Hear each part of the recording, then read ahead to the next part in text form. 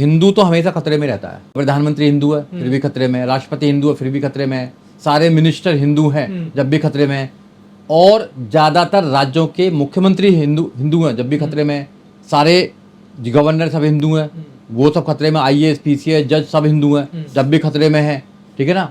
उसके बाद में गाय माता जब भी खतरे में, गंगा माता जब भी खतरे में, सूरज बादशाह जब भी खतरे में, जय श्री राम जब भी खतरे में। कब तक भैया खतरा कैसे निकलेगा इनका। फैजल खान साहब उनका नाम है, खान सर के नाम से मशहूर हैं। देखिए एक व्यवस्था है जो इस देश में एजुकेशन के खिलाफ है। अगर कोई भी व्यक्ति गरीब लोगों को एजुकेशन देने का काम करेंगे तो उस व्यवस्था को अच्छा नहीं लगता है। और कुछ जो व्यवस्था को, जो एजुकेशन है उसको व्यापार मानते हैं। कोचिंग जो सेक्टर पूरा है वो एक ऐसी व्यापार बन चुका है कि वहाँ लोगों को लूटा जाता है।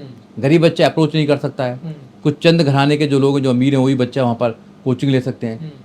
तो जो फंडामेंटल राइट्स एजुकेशन है उसको व्यापार बना दिया गया है। ये देश का दुर्भाग्य है। अगर कोई व्यक्ति अगर गरीब बच्चों को कम पैसे में अगर एजुकेशन देने का काम करेंगे तो ऐसी व्यवस्था की आंखों का करकरी बनना बहुत निश्चित मतलब हो जाता है, बच जाएगा। तो ऐसे लोगों को रोका जाएगा या उनकी जो कोचिंग है उसको बंद किया जाएगा, झूठे मुकदमे करे जाएंगे, जेल में भेजा जाएगा, जिससे कि और कोई खान सर या कोई और व्यक्ति आगे कोशिश। लगातार उनके कोचिंग सेंटर पे हमला किया जा रहा है, पुलिस प्रशासन से सुरक्षा नहीं मिल रही है। देखिए ऐसा है, सरकार कौन किसकी है। जब सरकार बदलती है, सरकार नहीं चाहती गरीब लोगों को एजुकेशन मिले, अनपढ़ बनाए रखना चाहती है, मजदूर बनाए रखना चाहती है। व्यवस्था ऐसी है।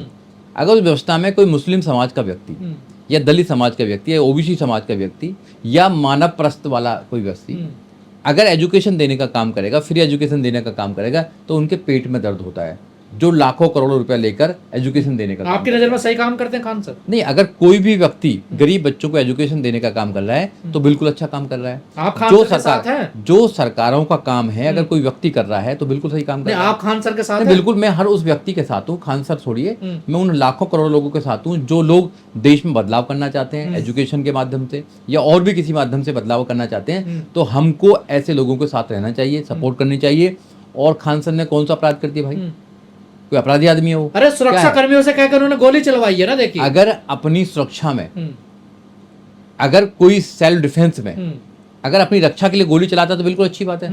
कानून तो कहता है इस बात को। अगर कोई झुंड आपको मारने के लिए आ रहा है, जब लिंच कोई हो जाएगा या किसी आदमी को मार दिया जाएगा, जब भी अपनी रक्षा करेंगे क्या? उससे पहले रक्षा नहीं करेंगे।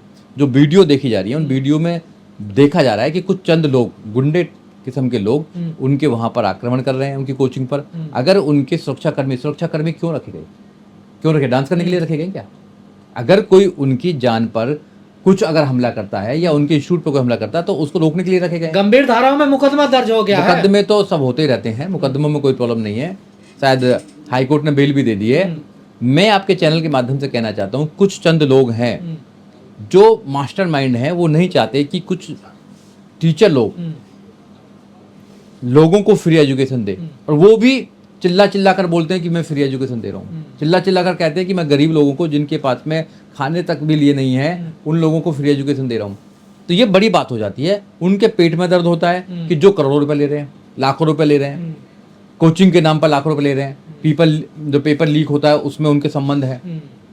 तो ये कहीं ना कहीं राजनेता, कोचिंग माफिया और जो पढ़ाई को बिजनेस बनाना चाहते हैं उनके बीच में कॉकटेल है। और वो इस पढ़ाई को पूरी तरह कुछ चंद लोगों के दायरे में ही रखना। अभी तक तो वो खान सर थे, अचानक से फैजल खान कैसे हो गए? ये तो मीडिया को जाकर पूछिए। आपके बिरादरी के लोग हैं, मीडिया वाले लोग जो हैं वही कहते हैं। अब तक तो खान सर बहुत अच्छी बात थे। जैसे ही लगा कि ये तो गरीब लोगों को बहुत ज्यादा मतलब एजुकेशन दे रहे हैं या फिर सरकार का अगर आया कि भाई इसको बदनाम कीजिए, तो फिर फैजल खान हो गए। तो मुस्लिम समाज और दलित समाज का कोई व्यक्ति यहाँ पर ना तो एजुकेशन दे सकता है, ना कोई अच्छा व्यक्ति बन सकता है, ना अच्छा राजनेता बन सकता है। अगर कोई मुस्लिम समाज का नेता है तो उसको बोलते हैं कि ये मुस्लिमों का नेता है, कोई दलित समाज का नेता है तो वो दलितों का नेता है, और ये सबके नेता हैं। तो ये जो इनकी मानसिकता है कुछ लोगों की, वो मानसिकता देश के लिए खतरनाक है। तो खान सर जैसे लोगों को और मजबूती के साथ में आगे आना चाहिए, लोगों को साथ देना चाहिए। क्या भारत में नाम का भी महत्व होता है? हाँ, बिल्कुल महत्व है।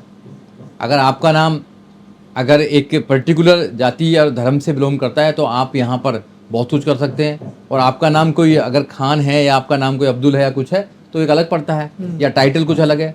तो ये वैसे तो संविधान के माध्यम से इनमें कुछ अंतर नहीं पड़ता है, मगर कुछ लोगों की मानसिकता ऐसी है जो जाति में से जाति, जाति में से जाति, जाति में से जाति देखते हैं, जो धर्म देखते हैं, जो क्षेत्र देखते हैं, जो भाषा देखते हैं, ऐसे जो लोग हैं वो मानसिक बीमार हैं, उनका इलाज होना। तो क्या ये एक बड़ा षड्यंत्र है खान सर के? बिल्कुल षड्यंत्र हो सकता है, 101% षड्यंत्र हो सकता है कि ऐसे लोगों पर इतने मुकदमे लगाओ कि फिर दोबारा कोई खान सर पैदा ना हो, कोई दोबारा एजुकेशन देने के लिए तैयार न हो। अगर कोई व्यक्ति अपने आप एजुकेशन लेता है तो उसका अंगूठा काट लिया जाता है। एकलव्य की कहानी आपने देखी होगी। एकलव्य का क्या कसूर था? एकलव्य का कसूर था कि एक ने एक व्यक्ति की मूर्ति बना ली और उस मूर्ति से कहता था कि तू मेरा गुरु है, और वो धनुष विद्या सीखने लगा और वो इतना निपुण हो गया कि उसका अंगूठा ही काट लिया, क्योंकि एक आदमी को श्रेष्ठ दिखाने के लिए। ऐसे ही अगर कोई व्यक्ति अगर एजुकेशन दे रहा है गरीब बच्चों को, तो क्या बुरा कर रहा है? उसको तो जो सरकारें हैं उनको अप्रिशिएट करना चाहिए। सरकारों को ऐसे लोगों को अप्रिशिएट करके उनको सुविधा प्रदान करनी चाहिए। जो नया अस्पताल उन्होंने बनाया वो भी नियमों का उल्लंघन करता है, देखिए। नहीं, और जो इतने सारे जो माफिया है जिनके डायरेक्ट नाम आ रहे हैं, इनडायरेक्ट नाम आ रहे हैं, पेपर लीक में नाम आ रहे हैं, वो तो नहीं करते हैं उल्लंघन। केवल खान सर का ही जो है कोचिंग सेंटर है वही उल्लंघन करता है। मैं खान सर से कभी मिला नहीं हूँ, ना मैंने उनको कभी देखा है, वो कैसे पढ़ाते हैं मेरे को नहीं पता।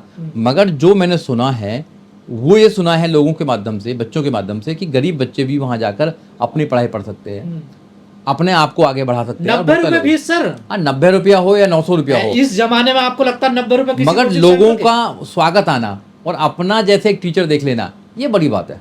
पढ़ाने का जो तरीका है वो देख लेना। क्या पढ़ाई जो पढ़ाने का तरीका है, जो पढ़ाने के जो टीचर है, केवल एक ही जाति धर्म के लोगों को होंगे क्या? जितने भी बड़े बड़े नाम है एक ही जाति के लोग के नाम है क्या?